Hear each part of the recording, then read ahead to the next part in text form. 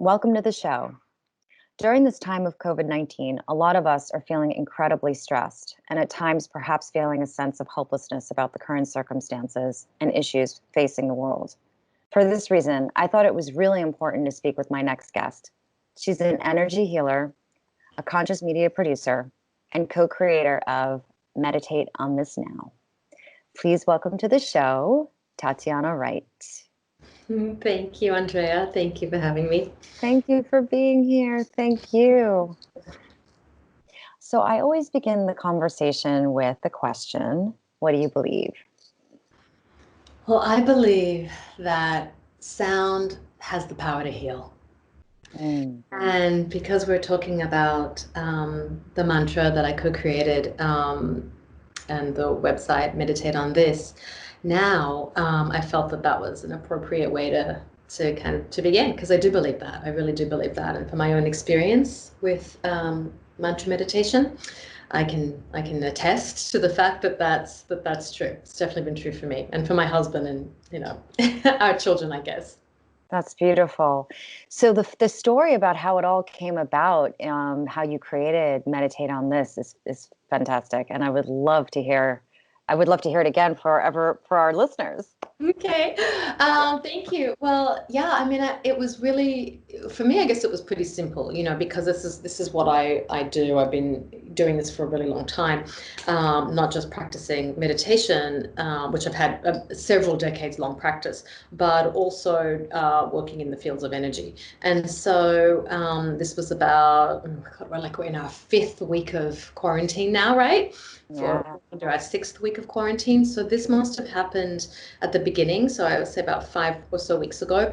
My husband, who works in advertising and at a major global agency, had been away in the UK for 5 weeks on a huge pitch. He'd come back a couple of times in between that period. And after being home for a few days and told to, remain home and self-quarantine, he was then retrenched and let go. And which was happening in that world as it was happening and continues to happen in many, many different fields of work, not just in the advertising space, but throughout everything. So that first week, he was really feeling the anxiety and the stress, and I could just see him. I kept reminding him, remember, you have your practice, you have your meditation practice, because we've been married over almost 23 years. It'll be 23 years on, I don't know, in 2 weeks or something, May 4th. But anyway, and so I said, you've been, remember your practice, remember, go sit down, meditate, remember, tune into yourself. And he was having a really hard time, and I said, well, I can do a healing session for you. I can come in, I can just, help you with that, just settle into because it's the big difference, I think, with a lot of people experiencing fear and anxiety and all of the worry and everything associated with job loss or uncertainty, is that, initially you have that and you forget to breathe. You forget that, okay, we have this ability to actually calm our nervous systems down. We have this ability just to really, whether it's through a trained or a given pranayama practice, breath practice, or whether we literally just put our hands on our chest and just take a few long, slow, deep breaths and settle back in. We really forget that we know how to do this. And so I said, you need to just settle down. Let's go in the room. Let's go into this is my healing room that I'm sitting in now. And so he laid down and we did the session, which, you've experienced one. Him, we sat down, we did a whole bunch of pranayama together. Then I tuned into him, and we did a full energetic healing session. And sometimes, because I have a combined shamanic and tantric based practice, different things come to me in the healing sessions that are really unique to the person. And so it was really interesting. What came for him through me was the mantra Aham Brahmasmi.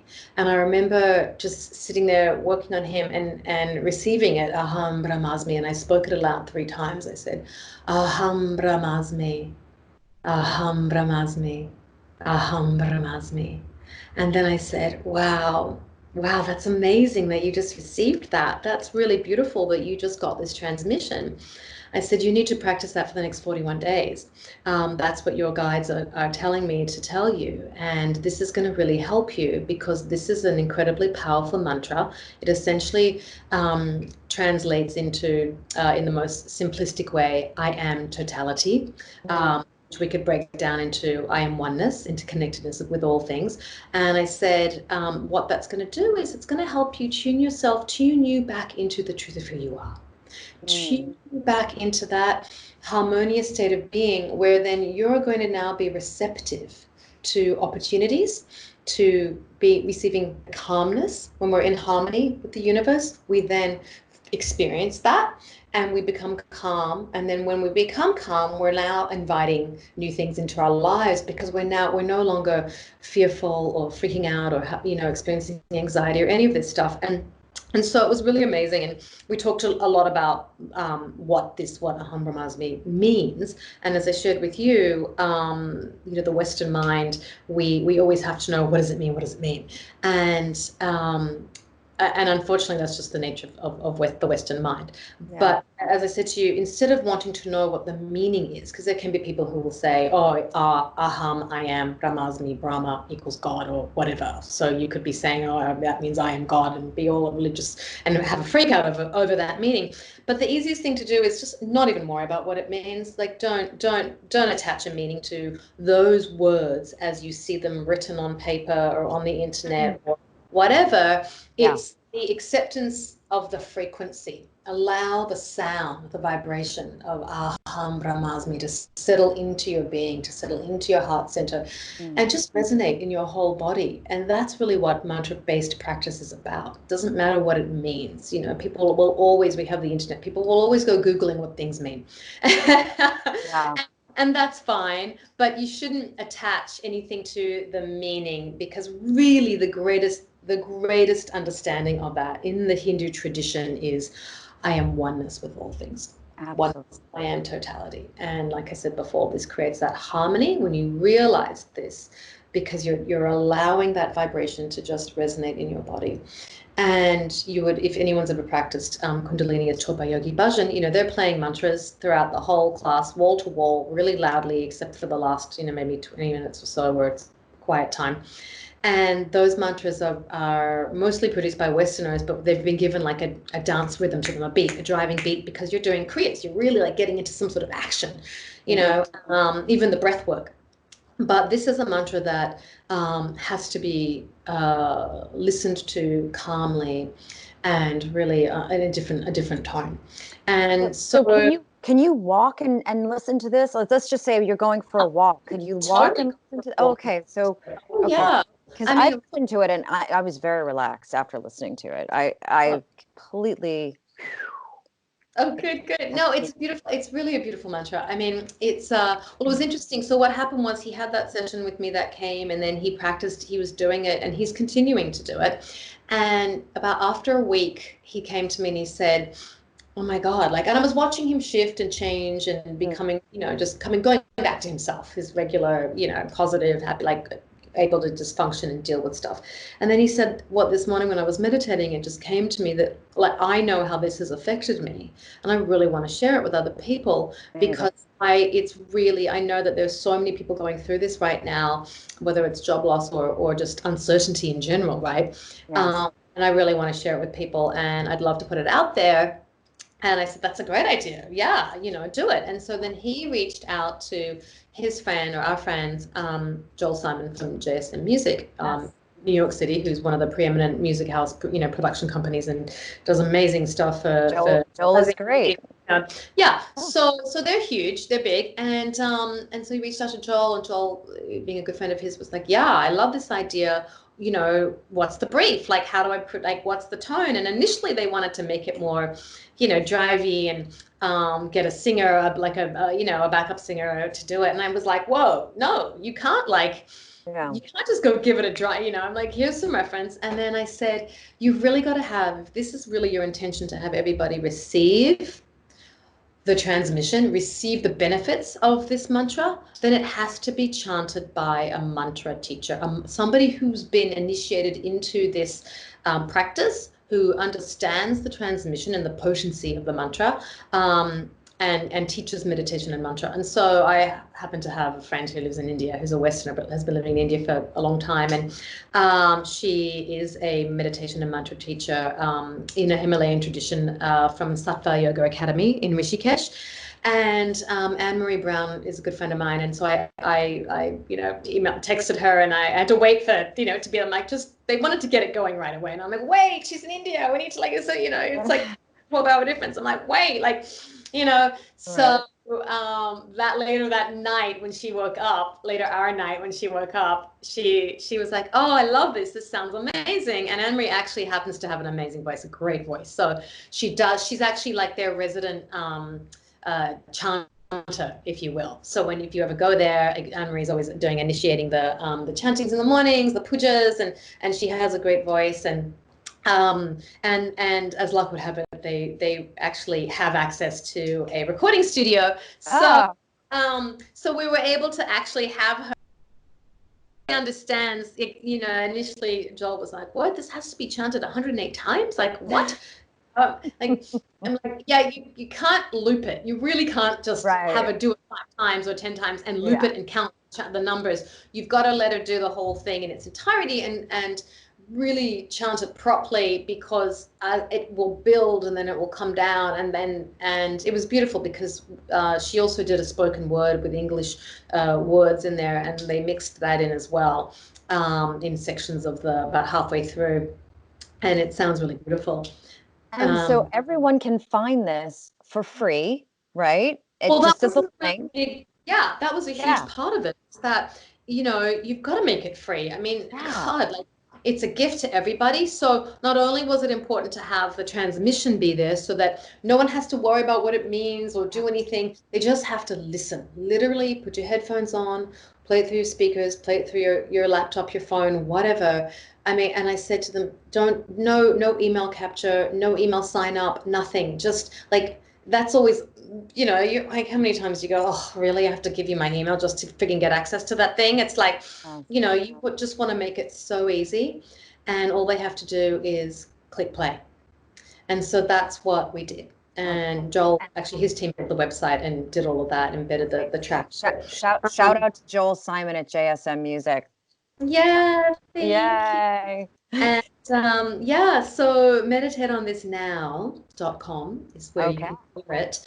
And it is chanted in its entirety of 108 times naturally by Anne-Marie Brown from Sattva Yoga Academy. And it's totally free. And so and it's been great because we've had a lot of really positive feedback from people, obviously in the advertising community first, because that's who it went out to first.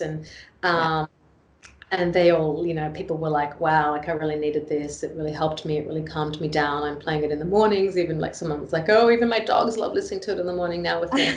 And you can listen to it. We're trying to go out. We're all quarantined, but, we're also trying to move as well. So we're going out for walks. So what a great time to put it in and just walk around the block. It's approximately 15 minutes in duration. So, you can walk around the block for 15 minutes and just listen and just let your mind just clear. Just go with it and absorb the frequency and the energy of it, and just come back and, sit in that happy place. Or you can do it in the morning and let it just play out, through your home or your apartment, and listen to it and absorb that, And in the beginning, I recommend doing it in the morning and in the evening before you go to bed, so you can at least go to sleep in a much more peaceful place, so that's really how it came about, and it's been amazing. I mean, my husband's still doing it every day, and it's it's really completely shifted his whole view on everything, and has invited in opportunities. So it's been great, because he's not in this freaked out headspace anymore. Right. So I just love the entire story, and I love what you all did. It's just great, and it's a gift, like you said, to the world. And right now, it's exactly what we need. We need positivity and tools to get us through this really difficult time.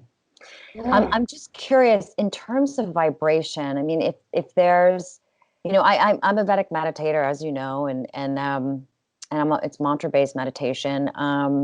But in terms of, vibrations, I'm just curious because music to me, we love music for the soul, but there's some music that I can't listen to. It's sort of like it instantly puts me. I mean, you want to think that all music sort of is good to listen to, but what types of music? I mean, of course, there's classical that soothes the soul, but I feel that sometimes you just really have to be careful to words in a song.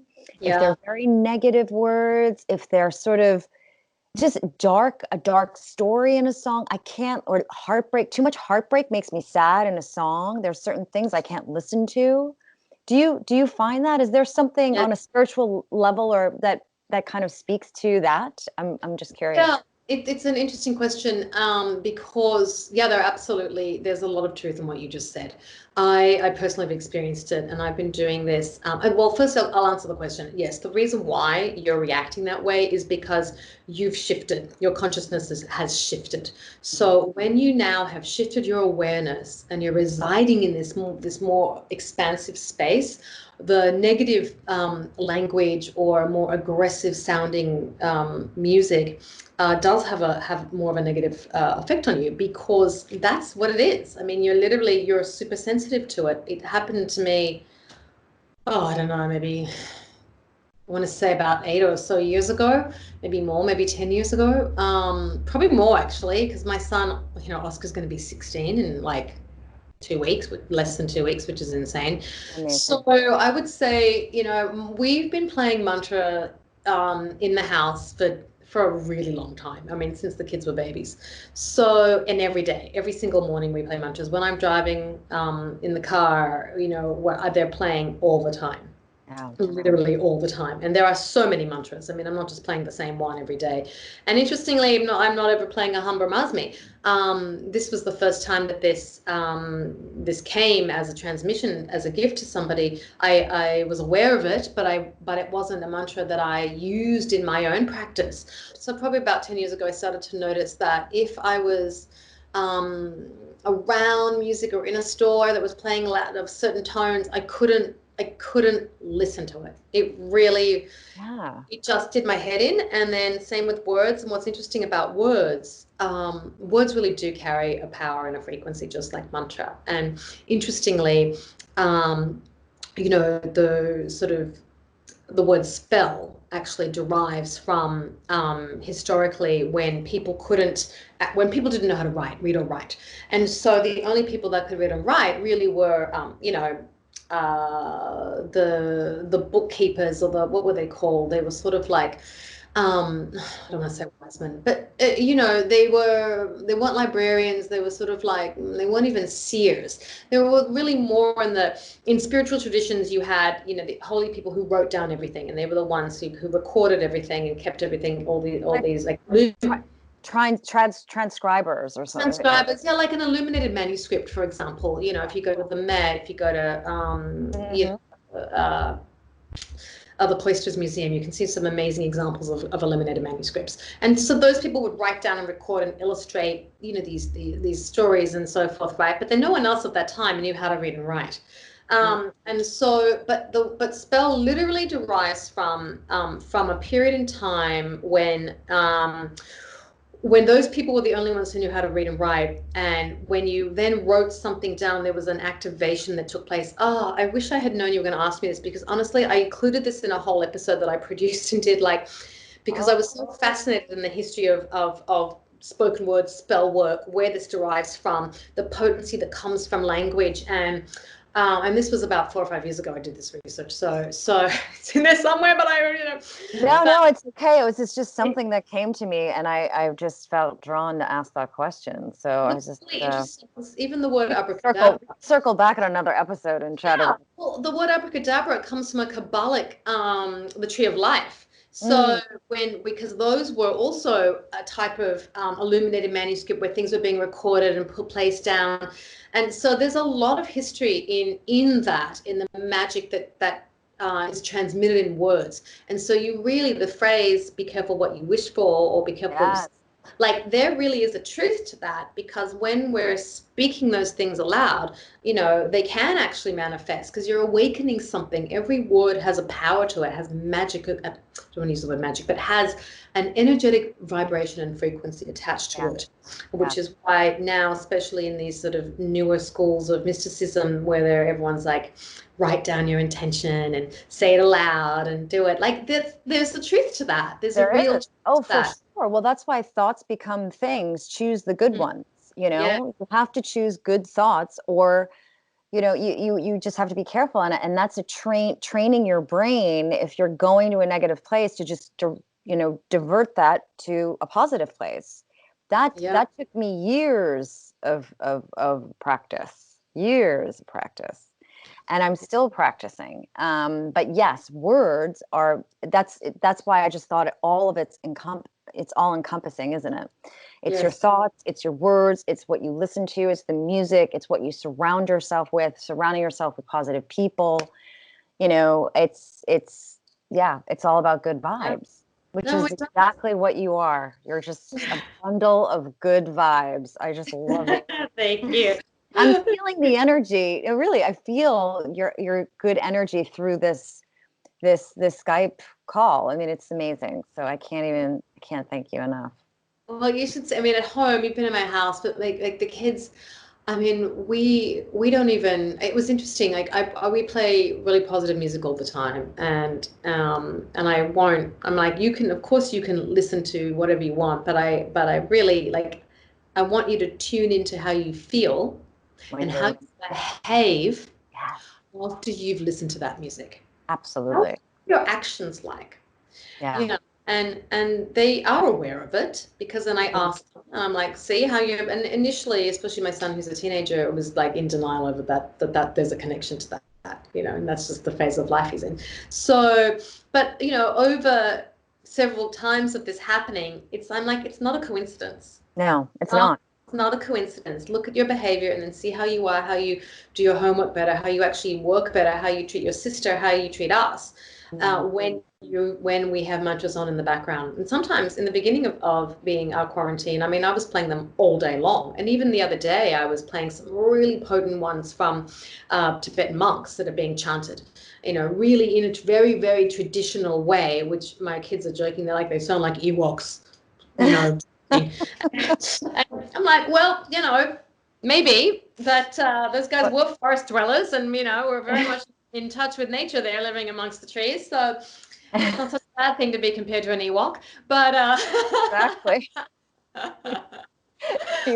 but it's interesting because I was even watching, Tiger King, as everyone's been watching Tiger King, right, on Netflix. And the first few episodes, you're just like, oh my God, these people. And as it moved through, I actually found myself not being able to continue watching the episodes because the behavior of the main character started to really disgust me, that I just was like, it's low vibrational. I can't allow myself to absorb this person's shit. Like I can't allow myself to be in like witnessing the nonsense of this person's life. Exactly. And terrible ways of how he influenced the people in his life that worked for him, or whatever, and I just was like, I have to take a break from that. I can't be watching that in this time of the same thing happened to me. I started watching it, and then I just all of a sudden just said, I can't watch this anymore. This is so negative. I don't want to even, I don't want this in my periphery. I can't watch this. It's making me feel, I don't like the way it's making, because I don't like the way it's making me feel. And I had to change it. So and I've had this conversation with a few people, including yourself. So it is interesting. Yeah. Well, that's what conscious media is about, right? Like that's not conscious media. But that's a great example of how media can affect us through what we take in visually. Yes. So the point is, just be careful, everyone. Just be careful, especially right now, what you listen to, who you surround yourself with, and the types of music that you're listening to. This is really an incredible. I mean, it's true. We have to be so mindful. So mindful. Thank you so much, Tat. Thank you so much, Tatyanna. Tatyanna Wright, you're amazing. You are the Conscious Diva, right? ConsciousDiva.com. Consciousdiva.com is my website where you can obviously learn about my conscious media production work in TV, which I've done for decades, but also my healing work, which I've just recently started to really put out there. Yeah, And amazing. at this time, So thank you for sharing. Thank you so much.